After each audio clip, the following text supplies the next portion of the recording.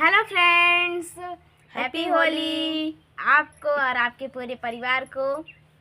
और आज मैं आप सबके बीच में बहुत ही प्यारा सा श्री कृष्ण और राधा जी का बहुत ही प्यारा सा होली गीत लेकर आई हूँ। ये होली गीत इतना प्यारा है कि आप लोग सुनते ही झूम उठेंगे। हाँ। जैसे होली में वृंदावन में जैसे होली खेली जाती है ना, वैसे ही हम भी वैसे ही होली खेलते हैं। जिसको जिसको खेलना हो अगर होली में न झूमे तो बेकार है। भांग और हाँ, होली ना सबसे सस्ता त्योहार है।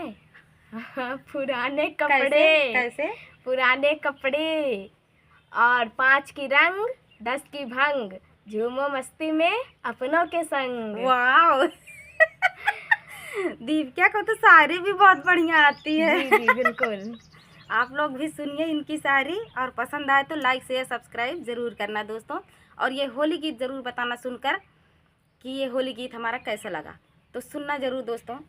चलिए सुनाते हैं प्यारा सा होली गीत, राधा कृष्ण की ये होली गीत है।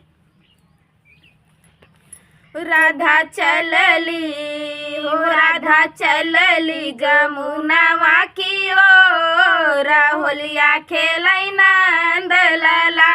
हो राधा चलली जमुनावा की ओर, होलिया खेलै नंद लाला।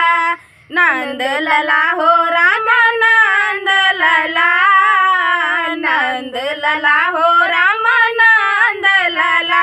हो राधा चलली गोकुलवा की ओर, होलिया खेलै नंद लाला। हो राधा चलली गोकुलवा की ओर, होलिया खेलै नंद लाला।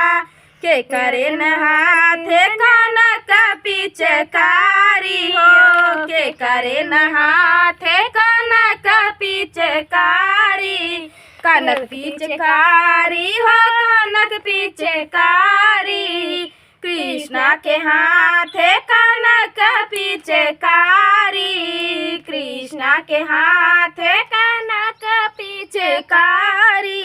हो अब राधा जी के, हो अब राधा जी के अबीर गुलाला, होलिया खेलै नंद लाला।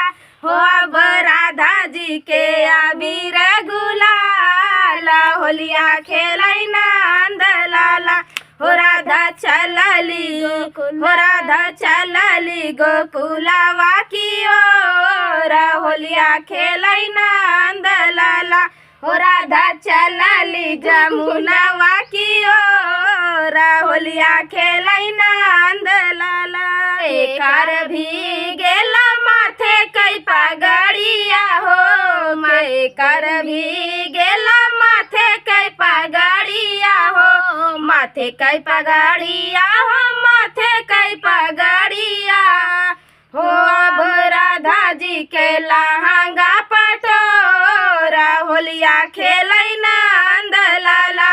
हो अब राधा जी के लहंगा पटोरा, होलिया खेलै नंद लाला। राधा चलली जमुनावा की ओर, होलिया खेलै नंद लाला।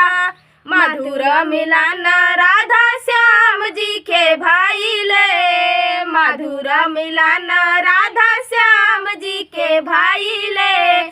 श्याम जी के भाईले हो श्याम जी के भाईले, श्याम जी के भाईले हो राधा जी के भाईले।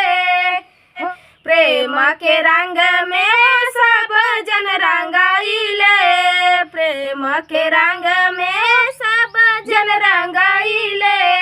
हो भैले गोकुल में, हो भैले गोकुल में सब सारा बोरा, होलिया खेलै नंद लाला।